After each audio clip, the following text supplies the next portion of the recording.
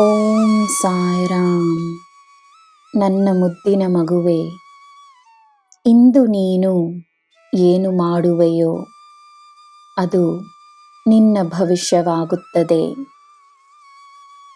ಭವಿಷ್ಯಕ್ಕೋಸ್ಕರ ನಿನ್ನ ಕೆಲಸವನ್ನು ಮಾಡಿದರೂ ಭವಿಷ್ಯದ ಚಿಂತೆಯಾಗಿ ಅಲ್ಲ, ಅದನ್ನು ಇಂದಿನ ಕರ್ತವ್ಯವೆಂದು ಮಾಡು.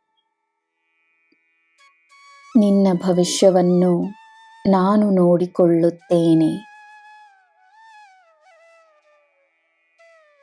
ನಗುಮುಖದಿಂದ ನೀನು ಮಾಡುವ ಯಾವುದೇ ಕಾರ್ಯವಾಗಲಿ ಸುಲಭವಾಗಿರುತ್ತದೆ.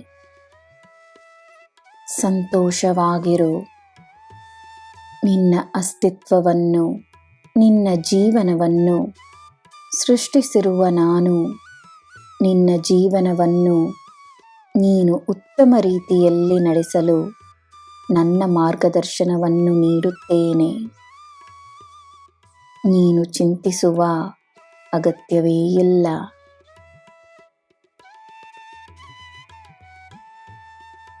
ಪ್ರೀತಿಸುವ ಹೃದಯಕ್ಕಿರುವ ಶಕ್ತಿ ಅಪಾರವಾದುದು. ನಿಜವಾದ ಪ್ರೀತಿ ಇದ್ದರೆ ಗೌರವವೂ ಇರುತ್ತದೆ, ತಾಳ್ಮೆ ಮತ್ತು ನಮ್ರತೆ ಇರುತ್ತದೆ, ಅಹಂಕಾರವಿರುವುದಿಲ್ಲ. ಒಳ್ಳೆಯದಾಗಲಿ ಎನ್ನುವ ಪ್ರಾರ್ಥನೆ ಇರುತ್ತದೆ, ಅಸೂಯೆ ಇರುವುದಿಲ್ಲ. ಎಲ್ಲರ ಮೇಲೆ ಕಾಳಜಿ ಇರುತ್ತದೆ, ಸ್ವಾರ್ಥವಿರುವುದಿಲ್ಲ.